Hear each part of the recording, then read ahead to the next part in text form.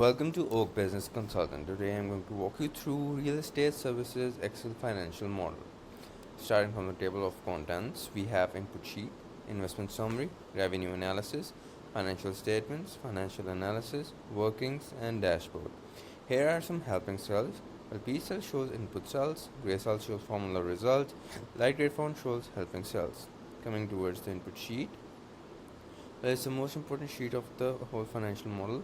Well, starting from the assumptions like company name, company's industry. Then we have starting inputs like start date and operation start date. Then we have some funding assumptions like owner investments, investor financing, and debt financing.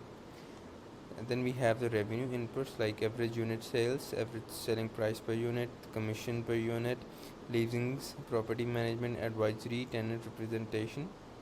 Then we have direct cost of sales like cost on unit sales, cost on unit leasing, cost on property management, cost on advisory, cost on tenant representation. Well, then we have tax assumptions along with working capital assumptions, and then we have capex and opex cost assumptions. Then we have operating expenses. Then we have payroll assumptions along with their departments.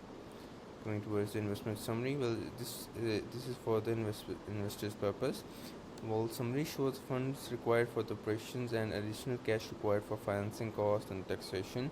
Then we have maximum funding required along with the expenses and repayment of loan and financing cost. Coming towards the revenue analysis, well, it's a detailed calculation for the revenue in which we have calculated the average unit sales, average selling price per unit, commissions for each category along with the cost of sales. Towards the financial statements, well, it's a three-statement financial model. So we have in here income statement, cash flow statement, and balance sheet.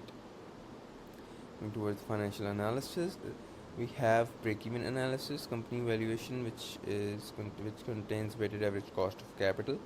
Then we have initial investment required, future value and equity share. Then we have expected equity percentage offered to investors, along with the company valuation at discount rate. And then we have value of company at the year 0. We have burn rate analysis, and we have maximum investment based on total cost and expenses. And we have sensitivity analysis on actual optimistic and pessimistic base. Then we have ratio analysis, which includes profitability ratio, liquidity ratio, solvency ratios, and efficiency ratios. Coming towards the working sheet, here is the calculation for the employee schedule along with their departments, and we have operation expenses along with their departments.